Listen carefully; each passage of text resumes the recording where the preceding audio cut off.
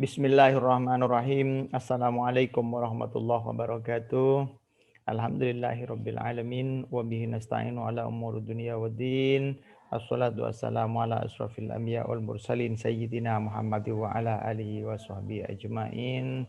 Rabbi shrah li sadri wa yassir li amri wahlul 'uqdatam min lisani yafqahu qawli.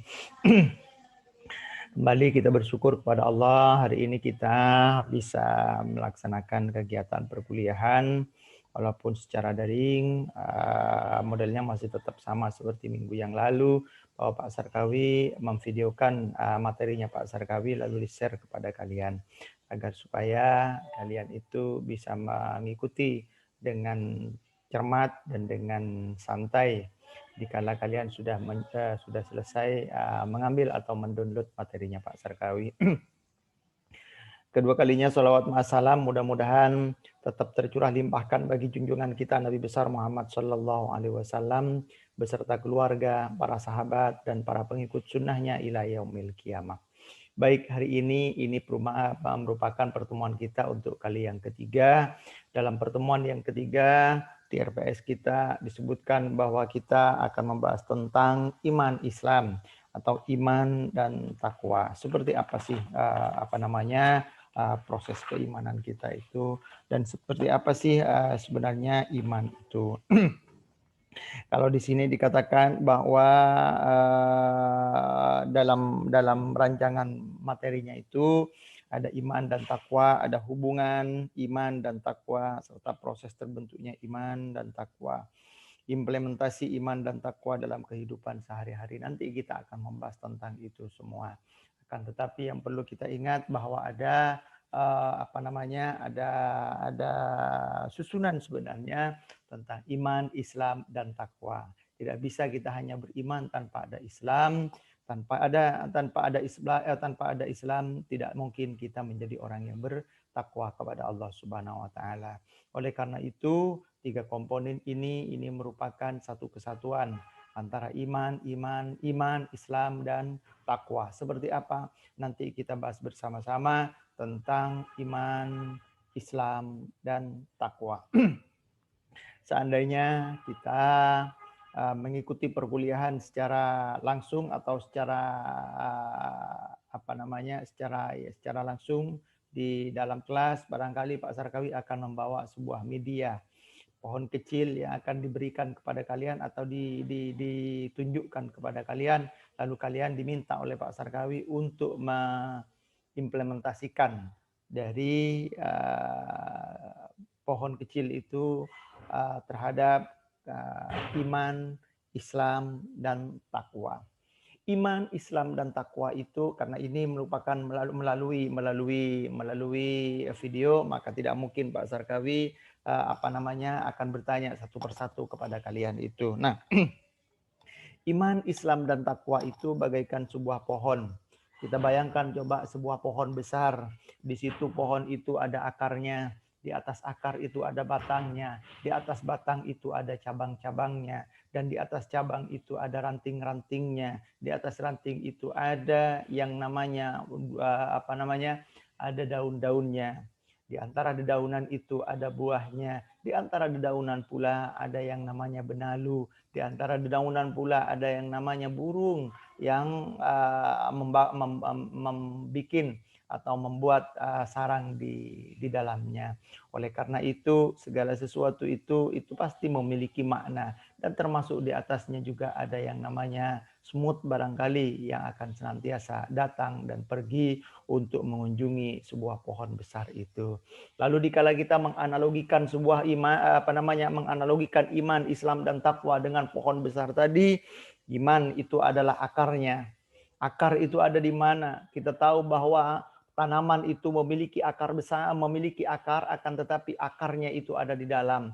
Tidak ada orang yang mengetahui terhadap besarnya akar. Tidak ada orang yang mengetahui terhadap terhadap jumlahnya akar. Yang mengetahui hanyalah Allah Subhanahu wa taala. Sama juga dengan orang yang beriman kepada Allah Subhanahu wa taala. Orang beriman itu imannya itu ada di dalam hati. Yakin kepada Allah Subhanahu wa taala itu ada di dalam hati.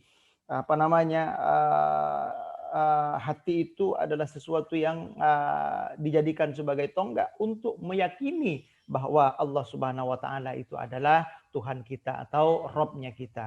Oleh karena itu, iman itu ada di dalam hati.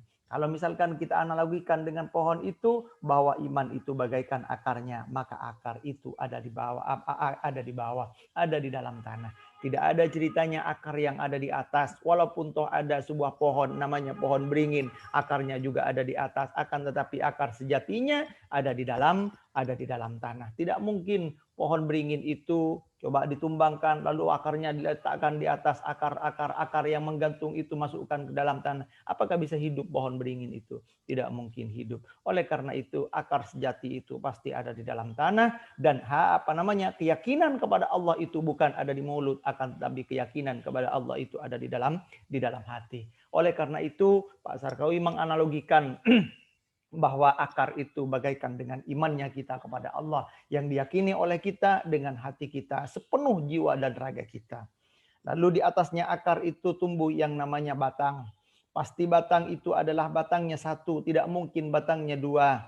Satu akar itu memiliki satu batang. Apa batang itu? Misalkan akarnya yang ditanam itu adalah pohon mangga, maka yang keluar adalah batangnya mangga. Tidak mungkin yang keluar itu batangnya pepaya. Tidak mungkin batangnya yang keluar adalah batangnya bambu. Tidak mungkin batangnya yang keluar adalah batangnya pohon kelapa. Pasti kalau misalkan akarnya yang ditanam itu adalah pohon mangga, maka batangnya pasti batang mangga. Walaupun toh bercabang semacam ini, cabangnya dua, yang satu tetap mangga, yang kedua juga tetap mangga. Tidak mungkin berbeda.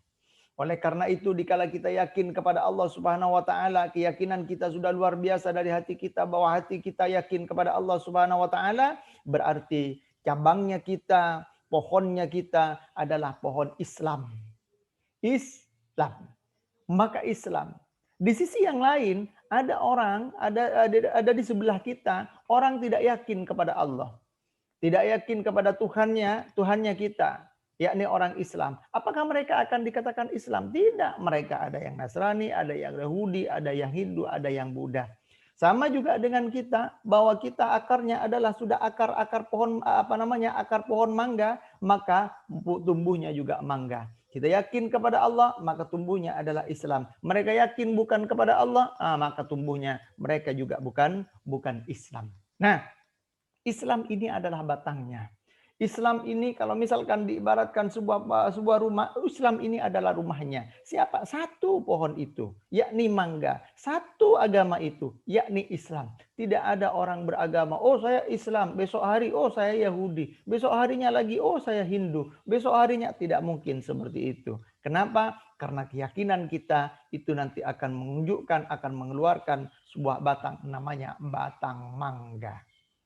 Dikala kita yakin kepada Allah, maka keyakinan kita akan dikeluarkan dengan kita mengucap dua kalimat syahadat, asyhadu an la ilaha illallah wa asyhadu anna muhammadar rasulullah, bahwa kita menjadi orang Islam, yakin kepada Allah bahwa Muhammad adalah utusan Allah, maka kita menjadi pohon Islam. Satu Islam itu. Satu. Lalu ada cabangnya. Setelah kita bersahadat, setelah kita menjadi orang Islam, maka pohon itu akan memiliki cabang-cabang. Apa cabangnya? Yang pertama adalah cabang sholat. Yang kedua cabangnya adalah cabang puasa. Yang ketiga cabangnya adalah cabang zakat. Yang keempat cabangnya adalah haji. Ini adalah rukun iman. Rukun Islam. Rukun Islam. Sholat, zakat, puasa, haji. Yang pertama, Islam. Nah, oleh karena itu, dikala kita sudah menjadi orang Islam, maka kewajiban kita adalah sholat. Cabang pasti yang pertama adalah sholat. Tidak mungkin ada pohon mangga memiliki cabang pepaya. Tidak mungkin pohon mangga memiliki cabang bambu. Tidak mungkin pohon mangga memiliki cabang kelapa. Tidak mungkin. Pasti cabangnya berkaitan dengan apa yang diperintahkan oleh Allah sebagai Robnya kita yang diyakini oleh hati kita. Maka cabangnya adalah sholat yang pertama. Yang kedua adalah cabangnya puasa. Yang ketiga adalah cabangnya zakat. Yang keempat cabangnya adalah haji bagi orang yang mampu. Nah, keempat cabang ini pasti memiliki ranting-ranting. Apa ranting-ranting itu? Nah, ranting-ranting inilah yang dikatakan sebagai sunnah. Ranting ini kita ibaratkan sebuah sunnah. Maka kalau yang empat ini yang wajib, sholat itu wajib berapa kali dalam sehari semalam? 5 kali dalam sehari semalam. Maka Allah memberikan bonus kepada kita. Allah memberikan sesuatu yang lebih kepada kita. Apa itu yang lebih? Yakni sholat sunnah. Apa saja sholat sunnah itu? Banyak macamnya sholat sunnah. Di lain sholat wajib. Ada setelah ada qobliyah ba'diyah. Setelah ada qobliyah ba'diyah ada yang namanya sholat duha. Kalau ada sholat duha ada yang namanya sholat tahajud. Ada yang namanya istikharah. Ada yang namanya sholat awabin. Ada yang namanya sholat lisubutil iman. Ada macam-macamnya sholat itu. Bahkan kalau misalkan kita sudah melaksanakan seluruh macam-macamnya sholat itu, sholat sunnah itu, maka sudah tidak punya lagi namanya nama sholat itu. Tapi masih kita mau melaksanakan sholat itu, maka namanya sholat mutlak. Usolli sunnatan lillahi ta'ala. Insya Allah akan dibalas oleh Allah, akan diberikan pahala oleh Allah. Ini adalah ranting-rantingnya. Maka kalau misalkan kita laksanakan sholat itu, kewajibannya adalah satu sholat, yakni sholat yang wajib 5 kali dalam sehari semalam. Ada duhur, ada asar, ada maghrib, ada isya, ada subuh. Ya, 5 kali sehari semalam itu sudah cukup sebenarnya. Akan tetapi kenapa ada sunnah? Ini adalah bonus karena di sini pohon mangga itu akan memiliki ranting yang nantinya akan membuat ranting-ranting itu akan memiliki yang namanya daun sehingga daunnya menjadi lebat. Maka ada sholat sunnah itu. Nah, ini sebagai ranting-rantingnya yang kalau dilakukan oleh kita maka kita akan memiliki predikat orang yang takwa kepada Allah Subhanahu wa ta'ala. Ya Allah, kita lihat orang di masjid sholat. Usolli fardad duhri, habis sholat duhur. Usolli sunnatan ba'diyatad duhri. Habis itu masih sholat, masih wiritan. Habis itu kelihatan malam-malam ada di situ. Habis itu pagi-pagi ada di situ sholat duha, ada di masjid. Orang-orang akan mengatakan, ya Allah luar biasa orang ini takwanya kepada Allah melaksanakan segala macam perintahmu dan sunnah-sunnahmu ya Rabb. Oleh karena itu orang ini akan memiliki predikat takwa kepada Allah Subhanahu wa ta'ala. Coba bandingkan dengan kita orang yang jarang sholat. Jangankan jarang, sudahlah kita melaksanakan sholat tapi jarang melaksanakan sholat sunnah.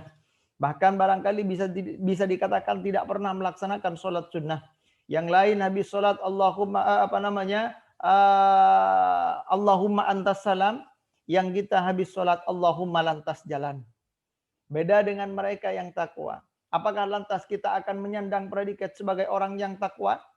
Walaupun pakaian kita seperti pakaiannya orang-orang yang takwa, pakai serbannya tidak cukup satu, ada 3, ada di atas, ada di bawah, ada yang dijadikan sejadah, bajunya juga pakai baju gamis.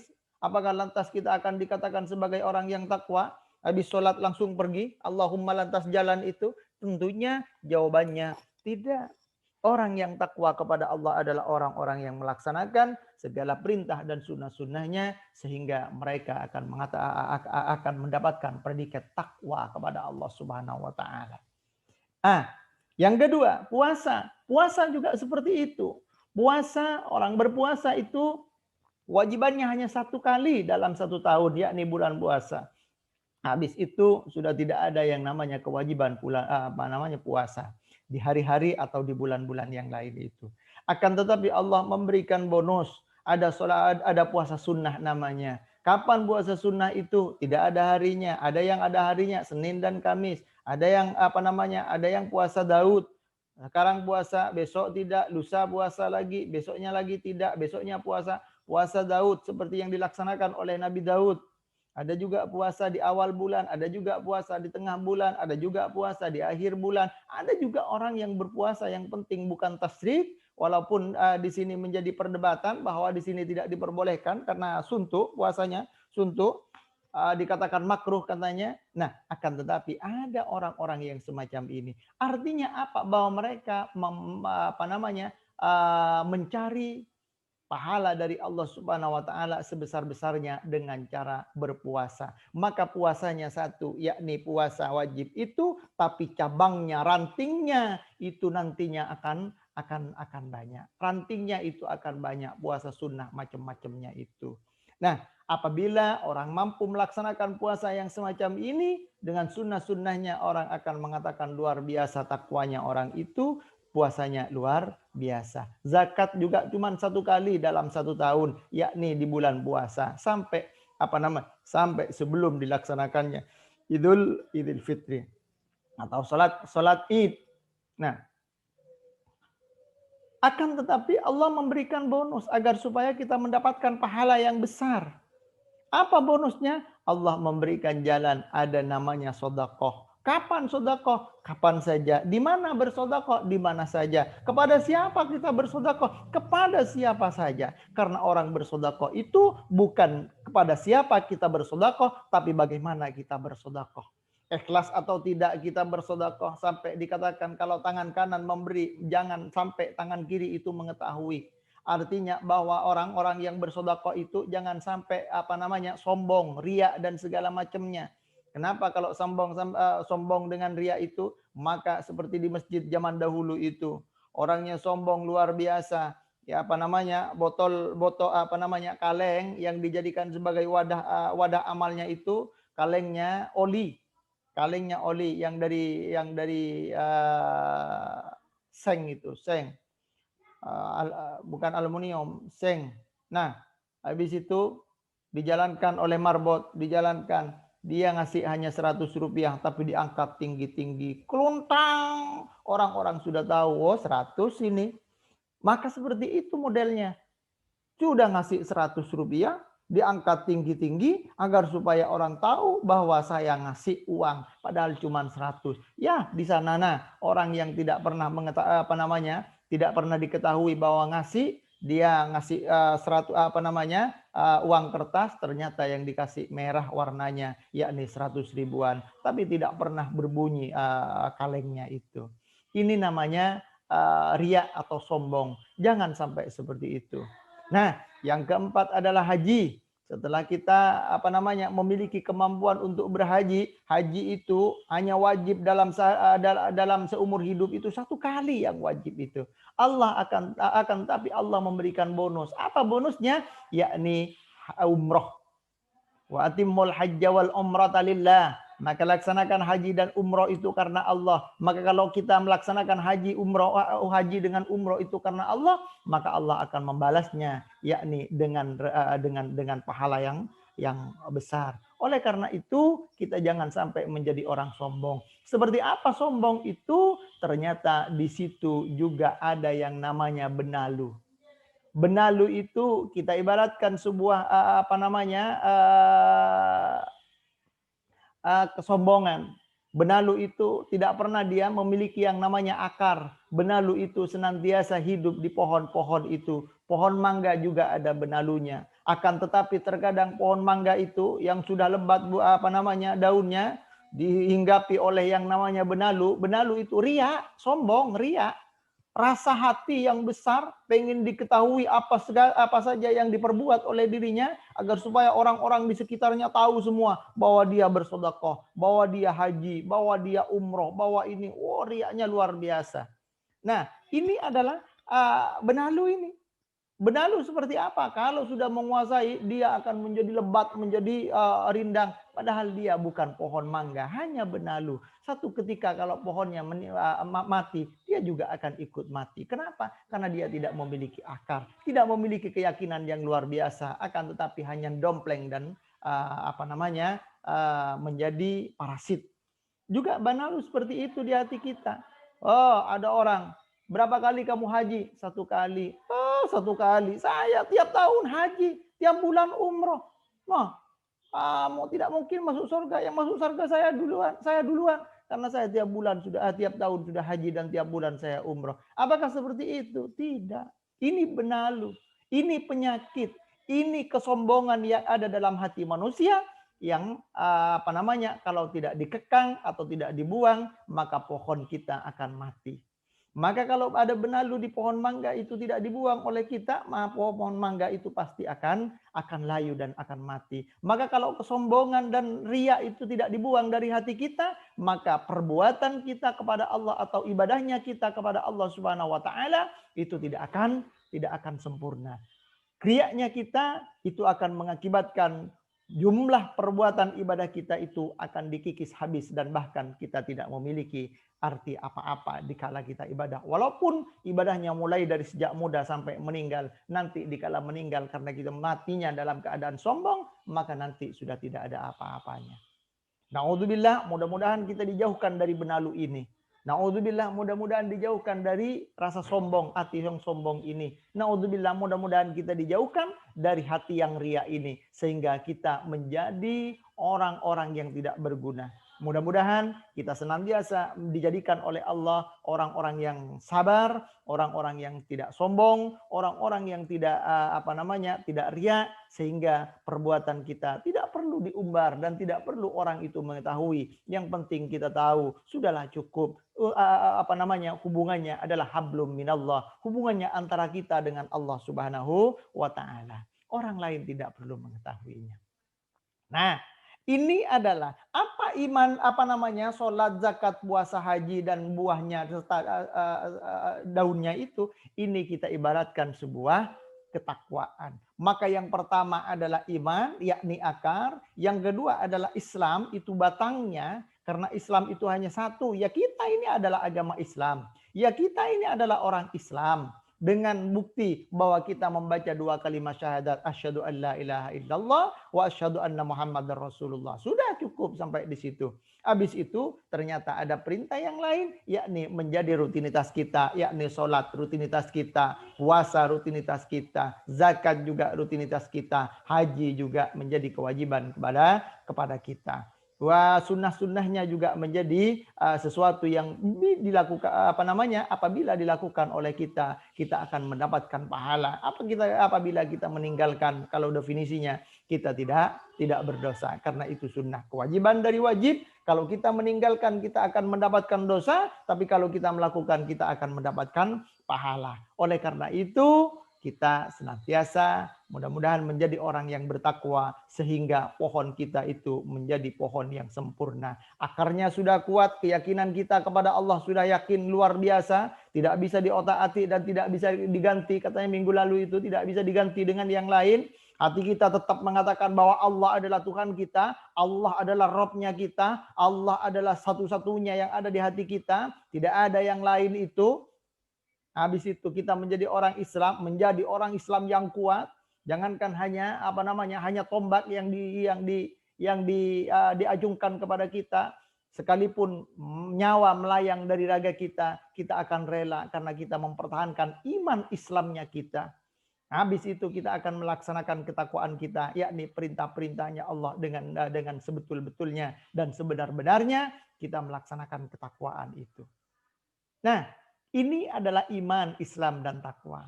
Lalu tadi juga dikatakan oleh Pak Sarkawi bahwa pohon itu ada buahnya. Apa buah itu? Kita bisa menganalogikan seperti apa? Ternyata buah itu bisa kita analogikan sebagai sesuatu bonus. Bonus. Apa bonus itu? Karena imannya kita bagus, karena Islamnya kita bagus, takwanya kita bagus, Allah memberikan buah.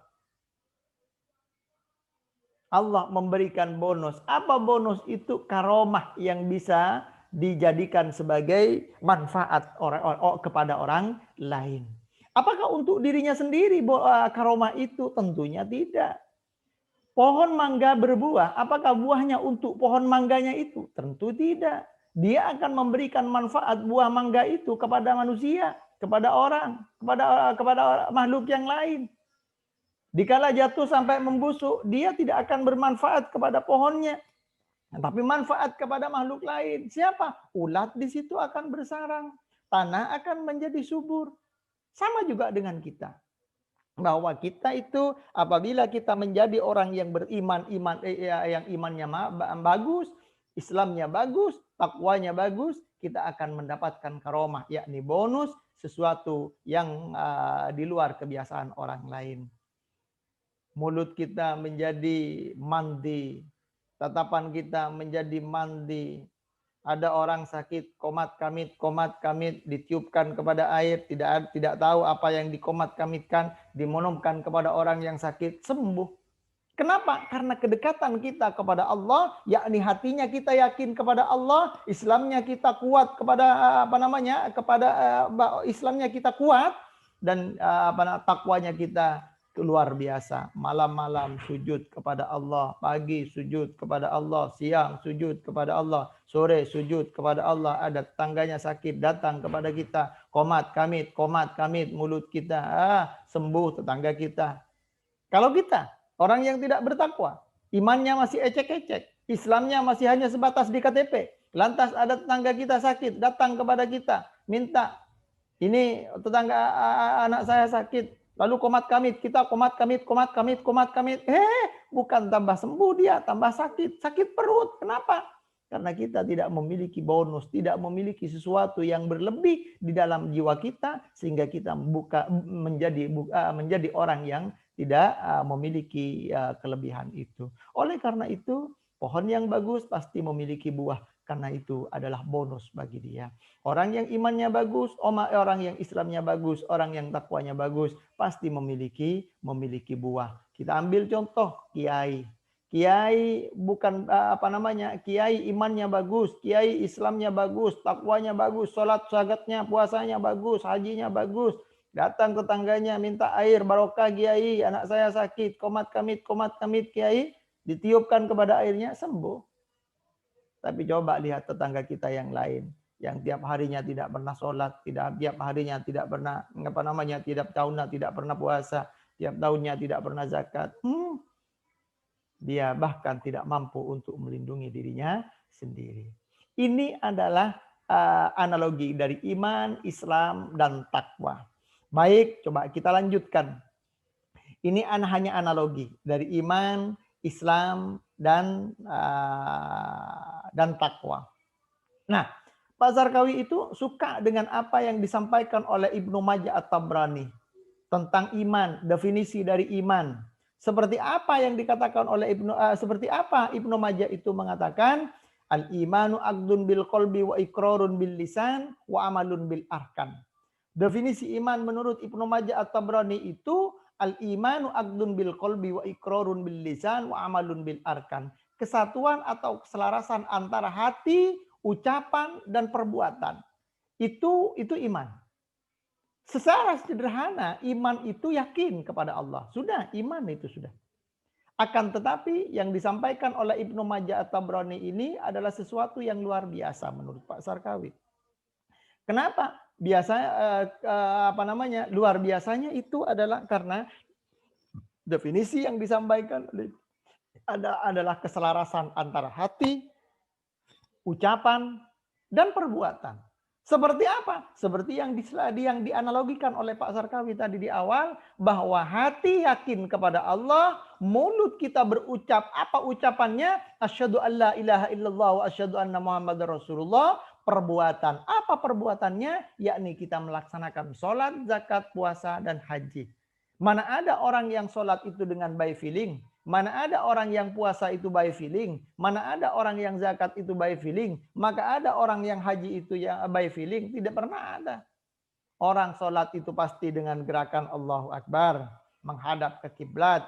Orang zakat itu juga dengan gerakan, dengan perbuatan, membawa bagian dari hartanya diberikan kepada fakir miskin.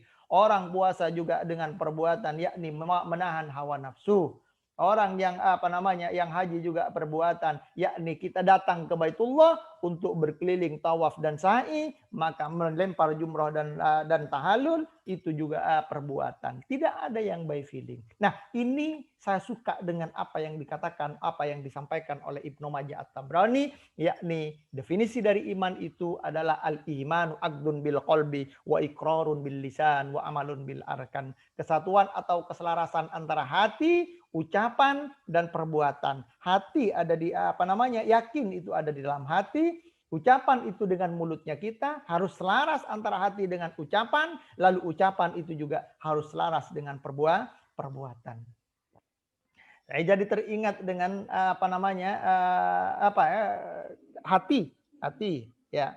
Hati kita yakin kepada Allah.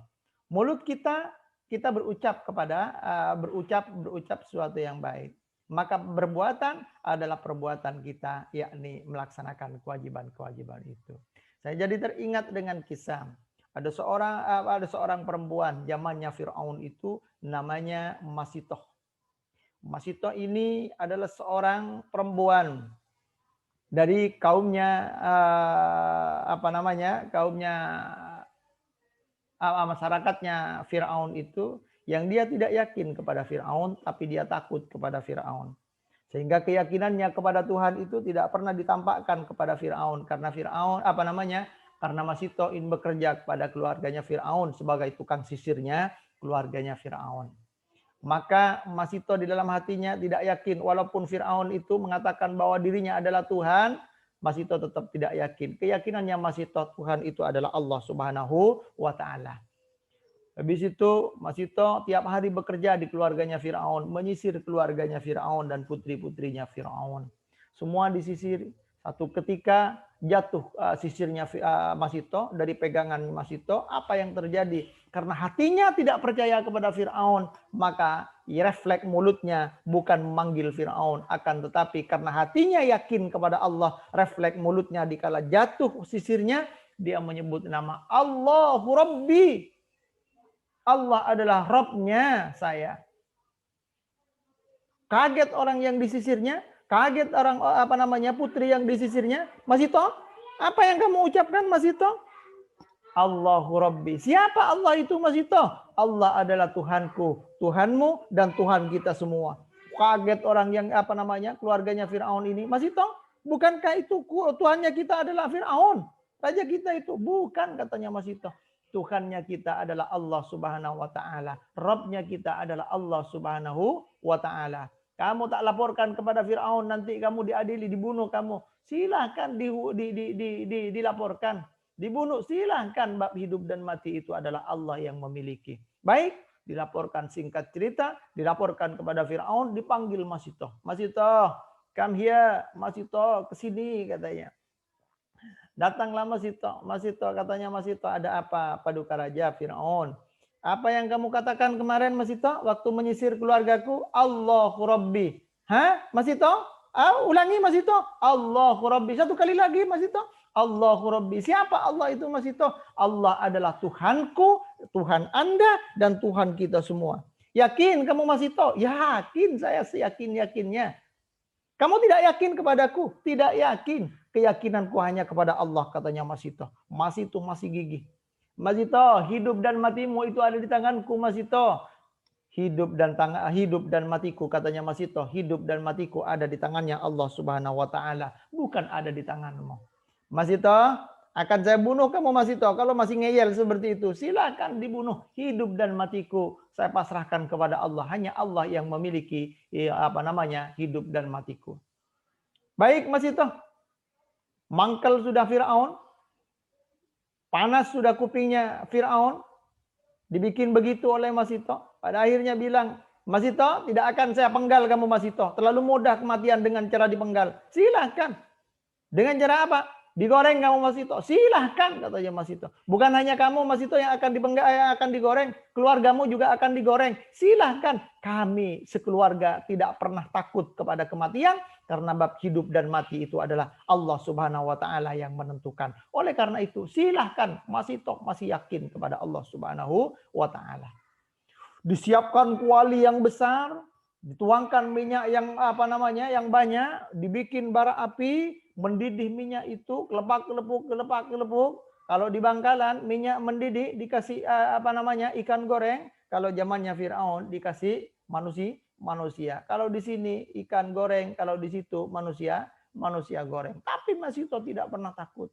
Kenapa? Karena keyakinannya kepada Allah Subhanahu wa taala itu sudah mengakar, keyakinannya kepada Allah di dalam hatinya itu sudah tidak bisa diotak-atik, sehingga dia tetap yakin kepada Allah Subhanahu wa taala. Silakan, katanya Masitoh.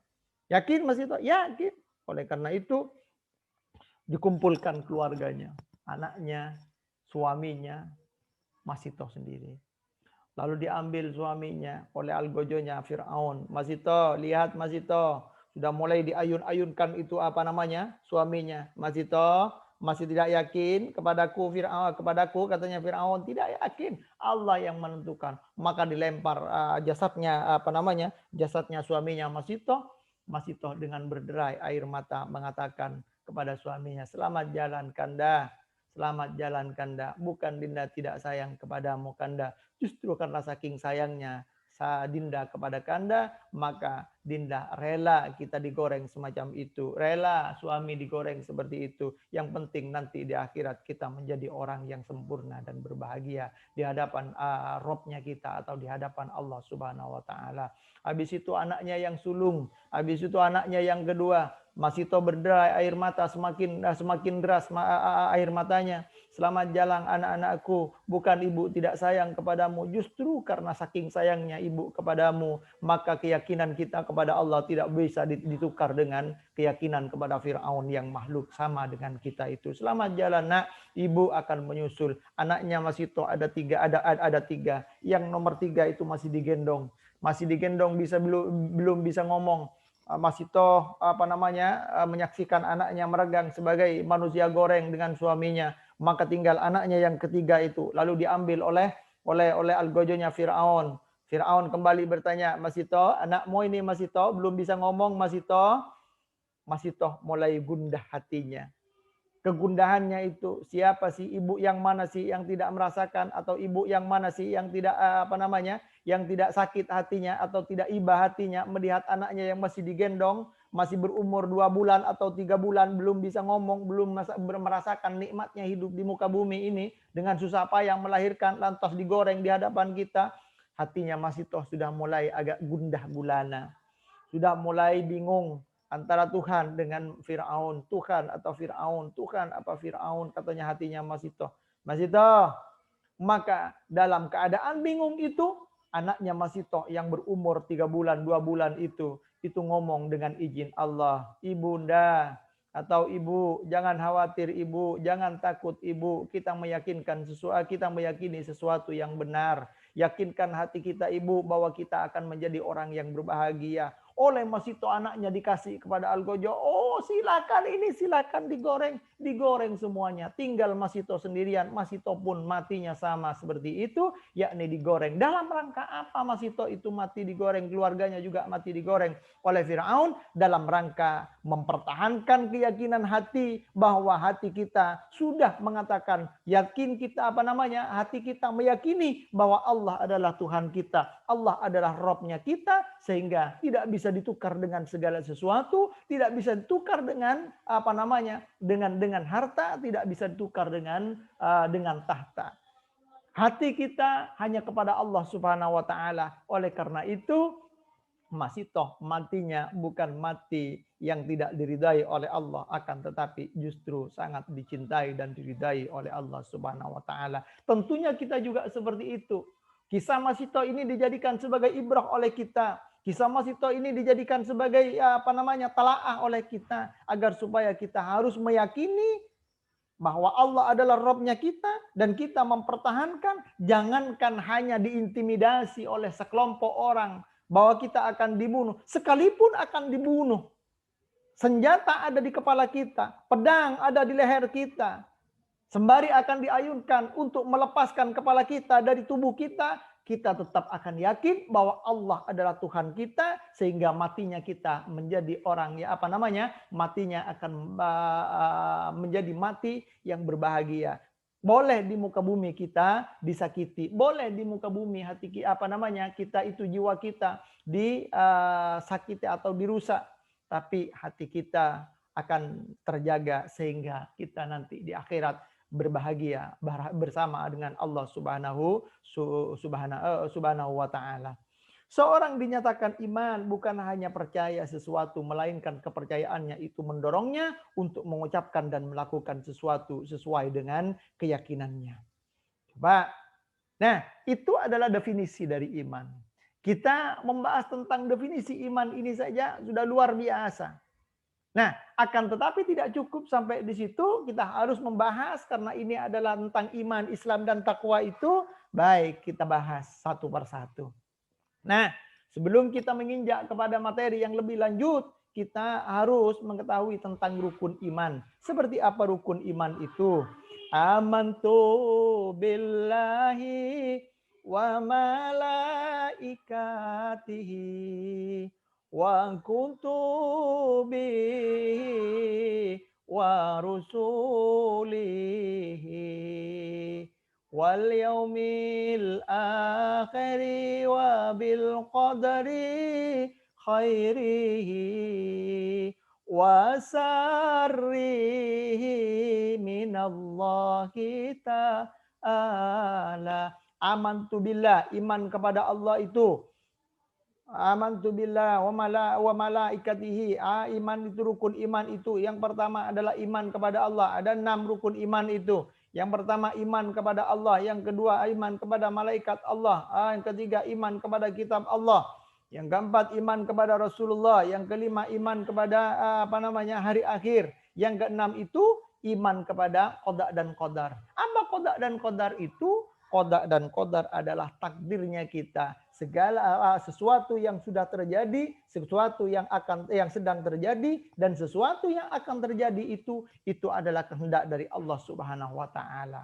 Kita boleh berencana, akan tetapi Allah yang akan menentukan. Kita dalam menentukan terkadang tidak sesuai dengan apa yang kita dalam berencana, terkadang tidak sesuai dengan apa yang kita harapkan. Itu adalah ketentuan dari Allah. Oleh karena itu kita harus yakin. Iman yang pertama adalah iman kepada Allah. Tadi sudah dibahas tentang keyakinan kita kepada Allah Subhanahu wa taala, bahwa hati kita harus fokus, bahwa hati kita harus mengatakan, bahwa hati kita harus meyakini bahwa Allah adalah Tuhan kita. Kita tidak boleh mengisi hati kita dengan yang lain. Kalau begitu, maka yang lain itu akan menjadi Robnya kita. Kalau begitu, kita akan menjadi orang yang syirik. Oleh karena itu, kita jangan sampai menjadi orang yang syirik. Isi hati kita dengan Allah, isi hati kita yakinkan hati kita kepada Allah bahwa Allah adalah satu-satunya yang Rob untuk kita sembah dan yang memiliki alam dan semesta ini. Yang kedua, iman kepada malaikat Allah. Iman kepada malaikat Allah. Siapa sih malaikat ini? Ternyata malaikat itu adalah makhluk yang diciptakan oleh Allah dengan nur. Makhluk yang diciptakan oleh Allah dengan tanpa tidak pernah akan berbuat salah dan tidak pernah salah. Beda dengan manusia. Ada berapa jumlahnya malaikat itu? Yang wajib untuk diketahui ada 10 jumlah malaikat. Yang tidak wajib untuk diketahui jumlahnya sangat banyak. Jumlah malaikat yang wajib untuk diketahui adalah 10. Ingat tadi bahwa malaikat adalah makhluk yang tidak pernah salah dan tidak pernah akan berbuat salah. Siapa saja malaikat itu? Yang pertama adalah malaikat Jibril. Malaikat Jibril tugasnya menyampaikan wahyu. Apakah pernah salah wahyu yang dibawa oleh malaikat Jibril nyasar kepada manusia yang lain? Padahal tujuannya adalah kepada Nabi Muhammad? Tidak pernah. Jibril memberikan wahyu atau Jibril menyampaikan wahyu dari Allah sesuai dengan apa yang diperintahkan oleh Allah, tidak akan ditambah dan tidak akan dikurangi, karena Jibril bukan makhluk yang korupsi atau yang koruptor. Sehingga tidak pernah dikurangi, akan diberikan kepada Nabi Muhammad kalau itu tujuannya kepada Nabi Allah Muhammad sallallahu alaihi wasallam. Yang kedua adalah malaikat Mikail. Malaikat Mikail itu tugasnya membawa rezeki atau memberikan rezeki. Kepada siapa? Kepada seluruh makhluknya Allah Subhanahu wa taala, termasuk juga kepada manusia. Seandainya malaikat itu bisa berbuat salah, barangkali malaikat yang paling korupsi atau menjadi malaikat koruptor adalah malaikat Mikail ini. Karena akan dikurangi rezeki kita. Ini ndak sholat, ini Sarkawi, ini ndak sholat, ini duhurnya dibolong-bolong, ini asarnya ndak sholat. Duhur subuhnya juga bolong-bolong ini. Ndak usah rezekinya, nggak usah dikasih ini. Walaupun dia menjadi capnya kaya, sudah jangan dikasih, tidak sholat ini. Apakah seperti itu? Tidak. Atau sebaliknya, ini Sarkawi ini rajin sholat ini, subuhnya luar biasa, sebelum sholat subuh sudah bangun. Zuhurnya begitu juga, sebelum zuhur itu sudah ambil wudhu, sudah ada di masjid, asamnya juga demikian, zuhur, maghribnya juga demikian, isya-nya juga demikian. Wah, kalau begitu hartanya akan saya tambah. Apakah begitu? Tidak. Kalau memang Pak Zarkawi itu apa namanya memang capnya itu miskin atau tidak punya banyak harta, maka tidak akan ditambah oleh malaikat. Karena yang menentukan itu adalah Allah Subhanahu wa taala. Malaikat Mikail itu hanya memberikan hanya tugasnya memberikan, menyampaikan sesuai dengan porsinya kita masing-masing. Oleh karena itu, malaikat Mikail tidak pernah korupsi dan tidak pernah mengurangi. Sehingga malaikat Mikail tidak memiliki predikat sebagai orang yang koruptor. Beda dengan kita. Kalau kita dikasih jabatan sedikit, kita dikasih kekuasaan sedikit. Wah, motongnya yang luar biasa. Naudzubillah, mudah-mudahan kita menjadi generasi yang tidak seperti itu. Mudah-mudahan kita menjadi generasi yang bersih sehingga tidak menjadi koruptor kalau misalkan kita menjadi pejabat nantinya. Amin. Yang kedua adalah yang ketiga adalah malaikat Israfil, malaikat yang meniup sangkakala. Malaikat Israfil itu apakah pernah mencoba sangkakalanya? Tidak pernah. Seandainya manusia yang dikasih kesempatan, Sarkawi, ini ada sangkakala ini. Kalau ditiup, satu kabupaten itu bisa goyang-goyang. Niscaya kalau Pak Sarkawi marah kepada pasang pemimpin di kabupaten itu, maka Pak Sarkawi akan meniup sangkakalanya. Biar goyang-goyang kita semuanya itu.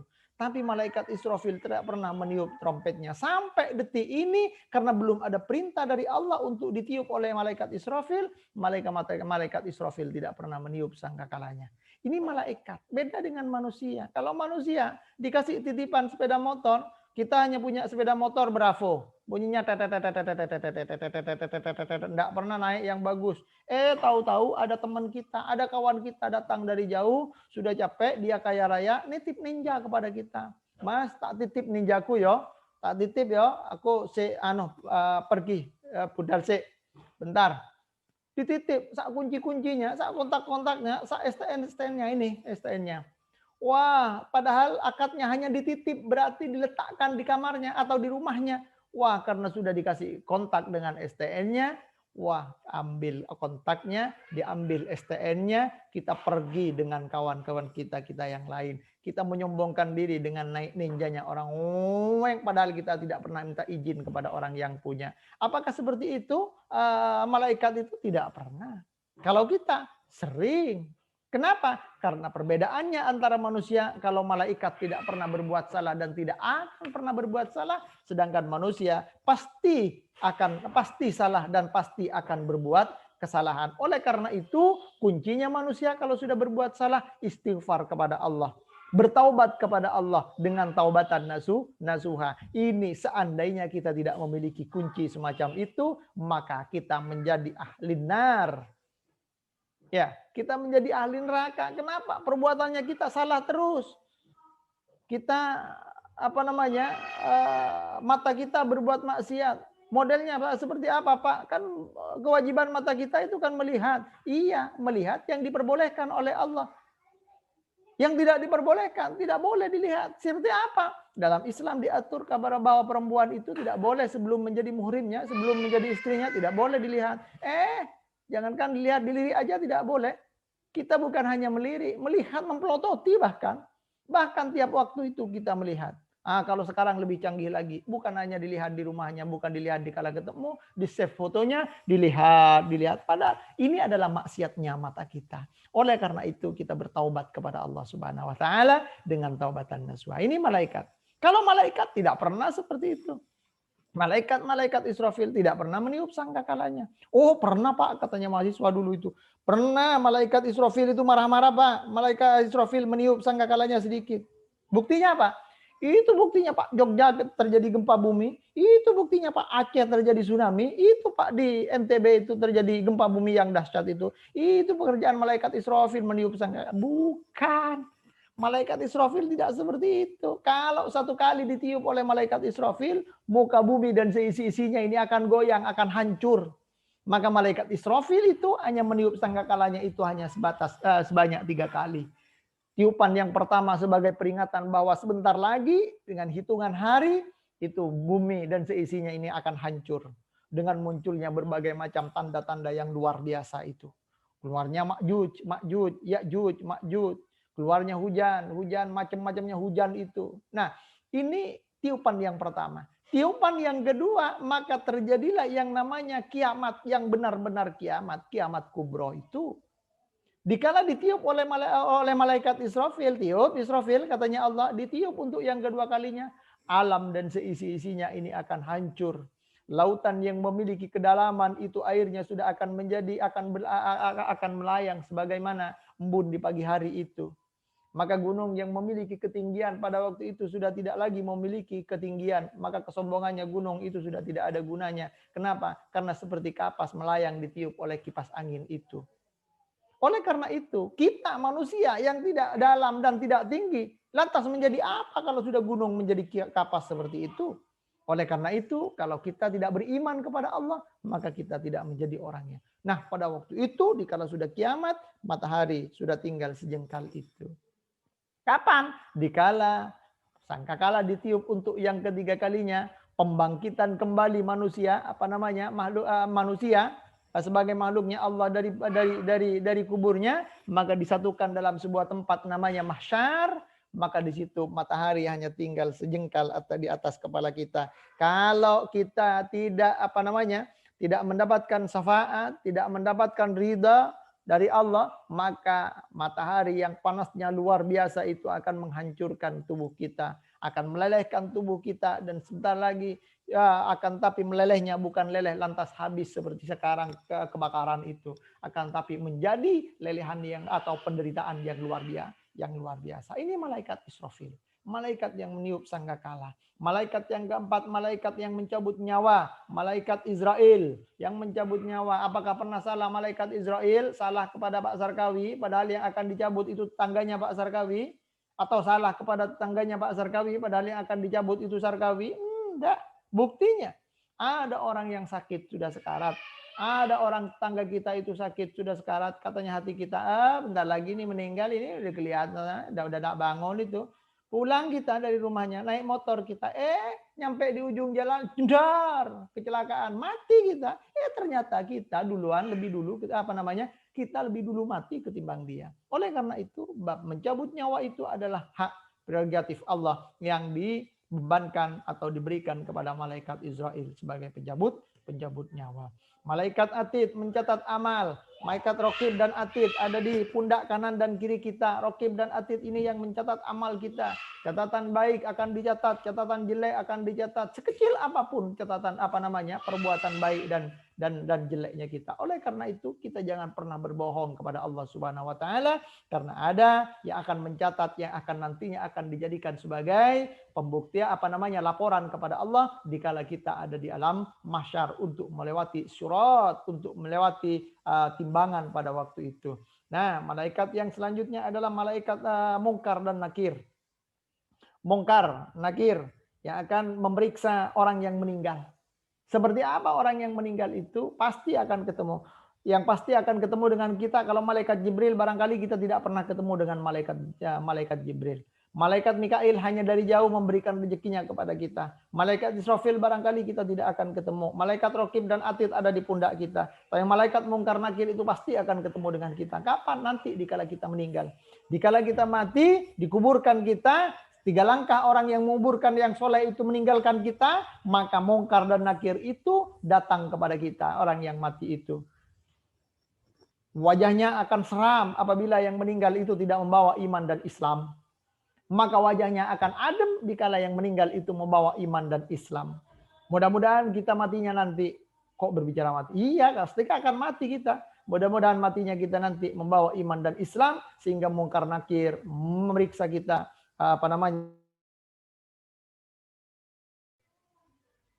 Oke.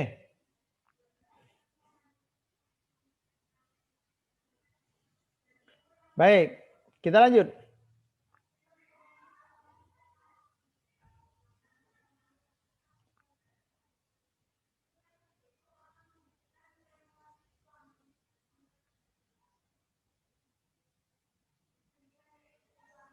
Nah, tadi terputus ini, tidak tahu koneksinya terputus ini. Baik, kita lanjutkan. Mudah-mudahan tidak terputus ini. Nah, malaikat Munkar dan Nakir. Nah, selanjutnya adalah malaikat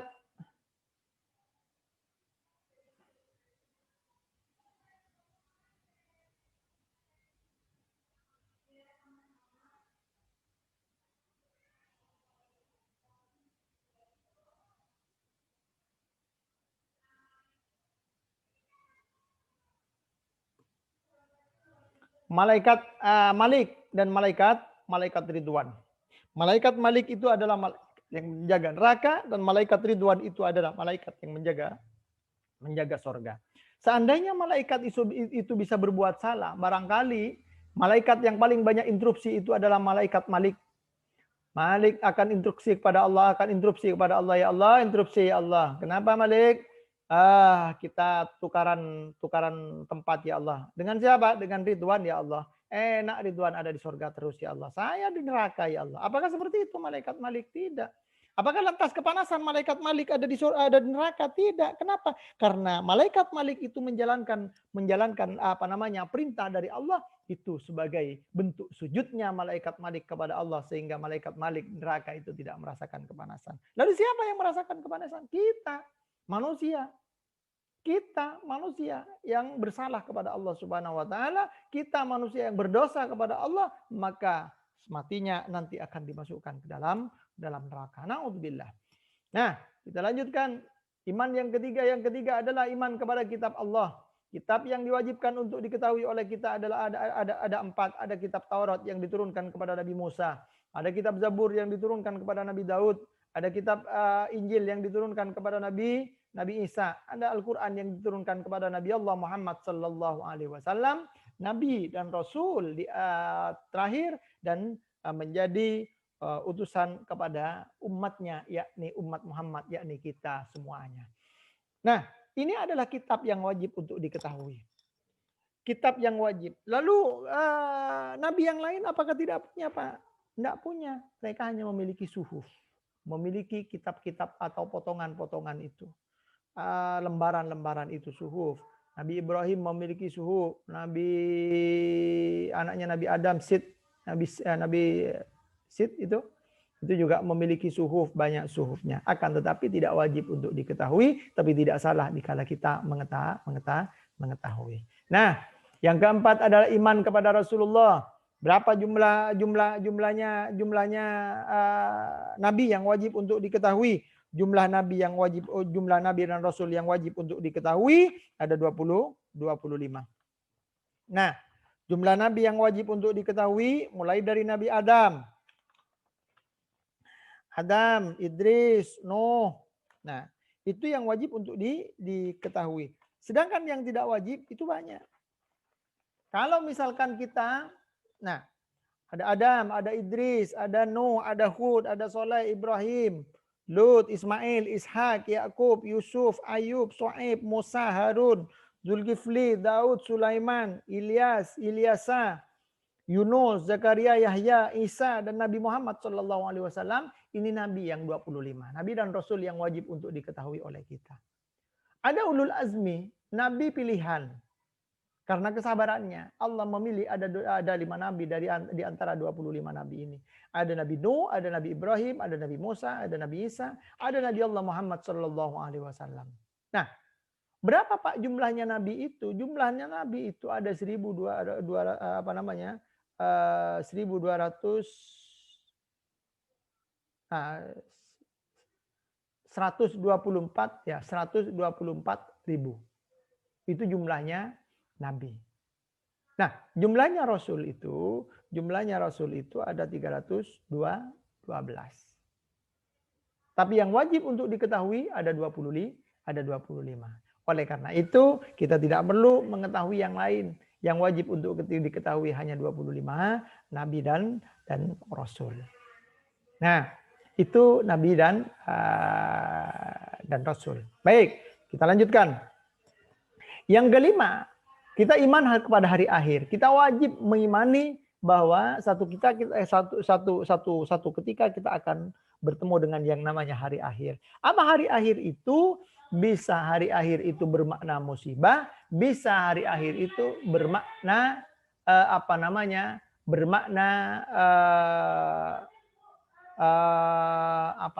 bermakna kiamat. Ada kiamat, ada dua kiamat macamnya. Ada kiamat sugro dan ada kiamat kubro. Ada kiamat sugro dan ada kiamat kubro. Kiamat sugro itu adalah kiamat kecil, yakni kita akan mendapatkan sebuah musibah namanya kematian. Atau musibah motornya hilang, atau musibah dompetnya hilang, atau musibah rumahnya kebakaran, atau musibah segala macam musibah itu. Nah, sedangkan hari akhir yang kiamat kubro, kiamat besar, bahwa terjadinya kiamat secara besar-besaran, yakni ditiupnya sangkakala oleh malaikat Israfil tadi. Oleh karena itu, kita pasti memiliki yang namanya musibah atau hari akhir. Akhir dari kehidupan yang fana ini, yakni kematiannya kita, bahwa setiap manusia yang hidup pasti akan mati. Jangankan kita, Fir'aun juga mati kok, yang mengaku dirinya sebagai Tuhan, apalagi kita yang bukan siapa-siapa, kaya ya tidak kaya, raja ya bukan raja, menang ya tidak menang, jagoan bukan jagoan. Lantas apakah kita menjadi orang yang sombong bahwa kita dikatakan orang yang tidak akan mati? Tentunya tidak seperti itu. Nah, di hari akhir itu nanti kita, iman yang keenam adalah ada qada dan qadar. Apa qada dan qadar itu? Kita yakin bahwa segala sesuatu itu adalah ketentuan dari Allah Subhanahu wa taala. Yang sudah terjadi, yang sedang terjadi, dan yang akan terjadi itu adalah takdirnya Allah Subhanahu wa taala. Kembali kepada hari akhir, di hari akhir itu kita nantinya akan ketemu dengan yang namanya alam kubur. Di alam kubur kita akan ketemu dengan tadi malaikat yang dua itu, yakni malaikat mungkar dan nakir. Dalam alam kubur, malaikat mungkar nakir itu akan mengetok pintunya orang yang baru meninggal itu. Bahkan orang yang meninggal kalau misalkan tidak membawa iman dan Islam itu, maka mendengar langkahnya malaikat mungkar nakir itu sudah gemeteran, keluar keringat dingin. Dia sudah ketakutan orang yang meninggal itu. Kenapa? Karena seakan seramnya langkahnya malaikat mungkar nakir. Belum lagi ketemu dengan malaikat mungkar nakirnya. Tapi sebaliknya, apabila matinya dia mati dalam keadaan iman dan Islam, menjadi orang yang soleh matinya, maka dia tidak mendengar langkahnya malaikat mungkar nakir yang gemertak itu. Akan tetapi tahu diketok pintunya. Dengan senyum dan dengan tanpa ada kata seran, malaikat itu datang. Nah, di alam kubur. Bagi mereka orang yang mati dalam keadaan tidak iman kepada Allah, tidak Islam, maka malaikat mungkar nakir datang dengan cara yang kasar. Langkahnya sudah gemertak, langkahnya sudah begitu keras, lalu ditendang pintu kuburnya itu tanpa ada salam dan segala macam dan macamnya. Lantas ditanya orang yang mati ini, marabbuka wa man nabiyuka wa ma imamuka wa ma kiblatuka. Maka ditanya, siapa Rabbmu? Tidak tahu, tidak bisa menjawab. Apakah mulut yang akan menjawab? Bukan mulut yang akan menjawab, adalah rohnya kita. Maka tidak ada bohong di situ. Tidak bisa menjawab. Kalau tidak bisa menjawab, dipukul, atau dengan pukulan yang besar, hancur lebur tubuh kita. Setelah hancur lebur tubuh kita, maka kita akan disatukan kembali oleh semut kecil itu. Dipukul lagi, ditanya lagi, dipukul lagi, tidak bisa menjawab. Maka belum malaikat mungkar nakir itu meninggalkan, malaikat mungkar nakir mengatakan selamat menikmati siksa alam kubur. Maka di dalam alam kubur dia sudah mendapatkan siksa. Belum lagi nanti di akhirat. Maka orang mati hari ini belum masuk dalam surga dan neraka. Orang mati hari ini masih ada di dalam kubur. Kapan akan masuk surga dan neraka? Nanti dikala sudah dikumpulkan di alam mahsyar, dia akan melewati yang namanya sirat itu. Nah, di alam kubur kita sudah mendapatkan gambaran bahwa kita akan masuk surga atau neraka. Di alam kubur bagi mereka yang matinya dalam keadaan tidak iman dan Islam, maka dia akan menjadi orang yang tidak berbahagia. Gimana orang yang tidak bahagia? Sebutlah orang yang kena tangkap karena mencuri. Dia akan diletakkan di dalam jeruji besi. Di jeruji besi dia tidak akan berbahagia. Dia akan menderita. Satu hari bagaikan 1 bulan. 1 bulan bagaikan 1 tahun. Kebalikan dari orang yang matinya dalam keadaan iman dan Islam. Dalam keadaan iman dan Islam, malaikat mungkar nakir datang dengan senyum. Diketok pintunya. Assalamualaikum ya ahlul kubur. Dibuka pintunya oleh ahlul kubur. Waalaikumsalam ya malaikat mungkar dan nakir. Dibuka pintunya, silakan, saya sudah nunggu Anda mulai tadi. Ditanyakan marrabbuka, dijawab marrabbuka, waman nabiyuka, siapa Tuhanmu? Allahu Rabbi, siapa nabimu? Muhammad Rasulullah. Terus sampai selesai, sampai pertanyaan terakhir, malaikat Mungkar Nakir mengatakan selamat menikmati alam kubur. Alam kuburnya seperti itu. Seperti apa? Orang yang mati dalam keadaan iman dan Islam, menikmati alam kubur dalam keadaan iman dan Islam, dia bagaikan manten baru. Gimana manten baru itu? Masuk jam 7, diketok pintunya oleh bapaknya. Jam 5, nak, bangun nak. Jam 5 subuh nak. Bagaikan baru 1 jam itu tidurnya. Maka orang yang mati dalam keadaan iman dan Islam itu nantinya matinya dalam keadaan tidak beriman dan tidak Islam kepada Allah, maka matinya nanti di dalam kubur itu akan ditemani oleh siapa? Akan ditemani oleh seorang yang bau, sangat bau. Kamu siapa? Yang bau. Kenapa kok ada di sini? Katanya yang bau. Sana-sana katanya orang yang meninggal. Sana-sana kamu pergi. Saya tidak mau kepada yang bau. Di muka bumi saya memiliki yang harum-harum. Apa kamu yang bau? Katanya yang bau, saya adalah amalmu. Saya akan menemanimu di alam kubur ini. Sana pergi, saya tidak mau. Karena saya adalah amalmu. Lalu siapa kamu yang sempit? Ada yang sempit di sini. Anak kamu pergi yang sempit. Saya tidak mau kepada yang sempit. Di rumah saya punya rumah lantai 10. Kamarnya lebar-lebar semua. Mana yang lebar-lebar itu? Sana-sana kamu pergi. Ya mau yang lebar. Katanya yang sempit, saya tidak mau pergi karena saya adalah amalmu. Lalu siapa ini yang jelek ini? Kok ada di sampingku ini? Siapa yang jelek ini? Di dunia saya memiliki istri yang cantik. Cantik-cantik empat-empatnya. Ternyata dia poligami. Tapi tidak adil. Nah, siapa yang jelek ini? Saya adalah amalmu. Sana-sana kamu pergi. Saya tidak mau. Saya mau istri-istri yang cantik. Katanya yang jelek itu, saya adalah amalmu. Saya tidak akan pergi. Sebaliknya bagi mereka yang matinya dalam keadaan iman dan Islam, ditemani oleh yang harum-harum. Aduh, katanya yang meninggal, siapa kamu yang harum-harum? Kenapa ada di sini? Saya di muka bumi tidak pernah memiliki harum-haruman semacam ini. Paling banternya harum-haruman saya adalah balsam cap kaki 3. Dikala saya sakit kepala, itu harum-haruman saya. Kenapa kamu ada di sini? Sana-sana kamu pergi. Salah orang kamu yang harum-harum. Saya di muka bumi tidak memiliki harum-haruman. Katanya yang harum-harum, saya tidak akan pergi. Saya adalah amalmu. Saya akan menemanimu di dalam kubur ini. Lalu siapa ini yang luas? Kenapa kok ada tempat yang luas semacam ini? Padahal di muka bumi saya hanya memiliki rumah 3x4, itu pun di dalamnya sudah WC dengan kamar mandi dengan dapurnya. Mana ya tempat yang dulu itu tapi membawa bahagia kepada saya dan sujud kepada Allah. Saya tidak butuh yang luas semacam ini, walaupun kecil, yang penting saya damai hati saya dengan keluarga dan Robnya saya. Katanya yang luas, saya adalah amalmu, saya akan menemanimu di dalam kubur ini. Lalu siapa ini yang cantik? Kenapa ada di sini? Kenapa kok ada yang cantik ini? Di muka bumi, mohon maaf, istri saya tidak cantik. Istri saya jelek, tapi membawa damai kepada saya. Lalu siapa kamu ada di sini? Salah orang kamu, silakan pergi. Katanya yang cantik, saya tidak akan pergi. Saya akan menemanimu di dalam kubur ini. Oleh karena itu, berbahagia orang yang meninggal ini. Berbahagia orang yang mati dalam keadaan iman dan Islam ini, karena ditemani orang yang cantik, harum, luas dan segala macamnya. Mudah-mudahan kita semuanya mati dalam keadaan iman dan Islam.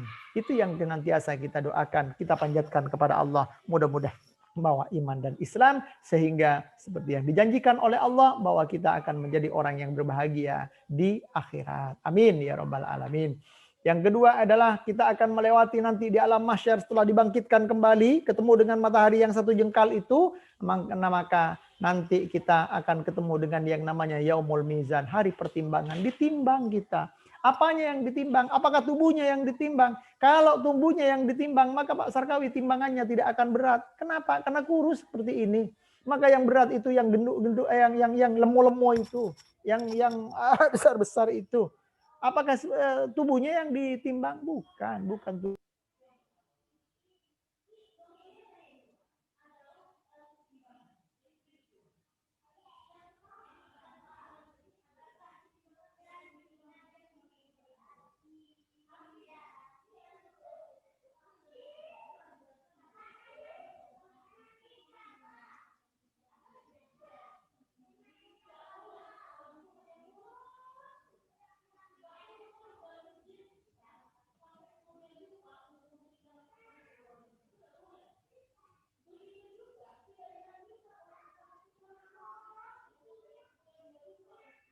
Ini kok sering begini ya? Oh. Ikut lagi.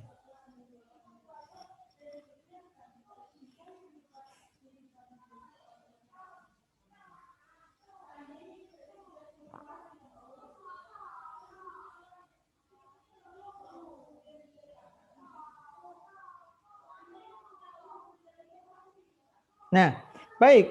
Di akhirat juga nantinya kita akan ketemu dengan yang namanya yaumul hisab, hari perhitungan. Yang dihitung bukan jarak jauhnya, akan tetapi yang dihitung adalah amalnya. Dan ketemu dengan yang terakhir, yakni yaumul jaza, hari pembalasan. Dibalas dengan apa? Dibalas dengan sorga atau neraka. Kalau misalkan dalam hidup kita baik, dalam hidup kita bagus, beribadah kepada Allah, bertakwa, beriman kepada Allah, maka Allah akan membalas pada kita yakni dengan surganya Allah. Tapi sebaliknya, apabila kondisi kita, keadaan kita tidak beriman kepada Allah, maka Allah akan membalas kepada kita dengan nerakanya Allah. Na'udzubillah, summa na'udzubillah. Mudah-mudahan kita tidak akan dibalas dengan neraka oleh Allah Subhanahu wa taala. Keimanan kepada Allah menjadi rukun iman yang pertama karena ia menjadi poros dari semua rukun iman yang ada. Nah, kalau misalkan kita berbicara tentang bagaimana terbentuknya iman, maka terbentuknya iman itu bisa kita lihat dalam Al-Quran, dalam Al-A'raf, sejak dalam kandungan. Seperti apa sejak dalam kandungan? Bahwa kita hidup di muka bumi ini turun dari langit, bahwa manusia itu diciptakan oleh Allah dengan bersamaan dengan Nur Muhammad. Maka letakkan rohnya kita di Lauhul Mahfud. Di Lauhul Mahfud kita sudah berada, sudah berkumpul dengan kakek kita, dengan nenek kita, dengan moyang kita, dengan anak-anak kita. Sebenarnya roh kita itu sudah ada di situ. Nah, lalu kita sudah mengetahui di situ kepada Robnya kita, yakni Allah Subhanahu wa taala. Tapi Allah memberikan Allah menurunkan kita ke muka bumi ini dengan cara tidak bersamaan. Dengan cara sebab bahwa bapak dan ibu kita menjadi suami istri, maka terjadilah pembuahan, namanya pembuahan, maka terjadilah kita. Ditiupkan rohnya kepada kita, menjadi kita. Sejak itu kita sudah menjadi orang yang beriman kepada Allah. Dalam surat di kandungan, maka di kandungan ibu bapaknya kita sudah mengatakan Allah Tuhannya kita dengan cara ngaji Maryam, ngaji surat Yusuf, ngaji Yasin, ngaji Waqiah dan lain sebagainya. Kita lihat di dalam surat Al-A'raf ayat 172. Kita juga bisa buktikan dengan melalui pendidikan keluarga. Gimana pendidikan keluarga? Dikala kita punya anak, kita baru lahir anaknya, kita mengadani anak kita, Allahu Akbar, Allahu Akbar, Allahu Akbar, Allahu Akbar. Apa yang diperdengarkan untuk pertama kali adalah kebesaran Allah, yakni Allah yang maha besar. Apakah karena kita penyanyi lantas anak kita dinyanyiin dikala waktu merojol, waktu baru lahir dari ibunya langsung dinyanyikan nyanyiannya Ayu Ting Ting, alamat palsu. Apakah begitu? Atau nyanyiannya Mbak Suripta, gendong kemana-mana. Apakah begitu? Tentunya tidak. Maka yang diperdengarkan pertama kali kepada anak kita adalah Allahu Akbar, kebesaran Allah. Allahu Akbar, Allahu Akbar. Dikomati di telinga kiri, Allahu Akbar, Allahu Akbar. Asyhadu an la ilaha illallah, asyhadu anna Muhammadar Rasulullah. Demikian. Dan ini adalah pendidikan dalam keluarga. Menginjak besar sedikit umur 1 bulan, 2 bulan digendong oleh bapaknya untuk ditidurkan pakai la ilaha illallah. Digendong anaknya. La ilaha illallah. Ini adalah proses pengenalan atau pendidikan kepada keluarga. Dari keluarga untuk anak kita. Habis itu diajak, dikala sudah menjadi anak kecil itu diajak, le, sholat le. Bapaknya yang jadi imam, Allahu Akbar. Niatnya. Bismillahirrahmanirrahim. Waktu takbiratul ihram, kalau anak saya itu yang umur 3 tahun ini, waktu Pak Sarkawi, Allahu Akbar. Dikala diajak sholat, Allahu Akbar juga di sampingnya Pak Sarkawi. Tapi dikala sudah, waladhdallin. Amin. Aminnya di mana? Apakah di belakangnya Pak Sarkawi? Tidak. Aminnya di luar sana. Amin. Tapi telinganya mendengar bahwa ada waladhdallin. Amin di halaman itu. Habis Pak Sarkawi ruku sujud, di sujudnya anak Pak Sarkawi yang nomor 4 ini bawa mobil-mobilannya sambil motor di depannya Pak Sarkawi. Habis itu nyampe tahiyat akhir, Assalamualaikum, Assalamualaikum. Anaknya Pak Sarkawi juga ada di belakangnya Pak Sarkawi. Assalamualaikum, Assalamualaikum juga. Ditanya, sudah sholatnya nak? Sudah. Tadi siapa yang bilang amin di luar itu? Enggak tahu. Apakah lantas akan dimarahi anak saya? Enggak, karena ini adalah proses pendidikan. Diajak oleh kita agar supaya anak-anak kita menjadi orang-orang yang beriman kepada Allah Subhanahu wa taala. Tentunya kalian semua calon bapak dan calon ibu nantinya tidak menutup kemungkinan dan pasti akan menjadi ibu yang perempuan, pasti akan menjadi bapak yang laki-laki, maka ajaklah anak-anak kalian itu dikala kalian berbuat baik atau berbuat kebaikan kepada Allah Subhanahu wa taala. Melalui proses pembiasaan, dibiasakan anak-anak itu senantiasa dibiasakan, biasa untuk mengaji, biasa untuk memang berat. Subuh dibangunkan, dibiasakan untuk bangun pagi-pagi. Duhur panas-panas dibiasakan untuk sholat di siang. Kalau tidak dibiasakan mulai sejak kecil, maka niscaya sudah besar sudah tidak akan menjadi orang yang iman dan takwa kepada Allah Subhanahu wa taala. Nah, tanda-tanda orang beriman lainnya itu adalah dalam surat Al-Baqarah ayat 170 hang sudah.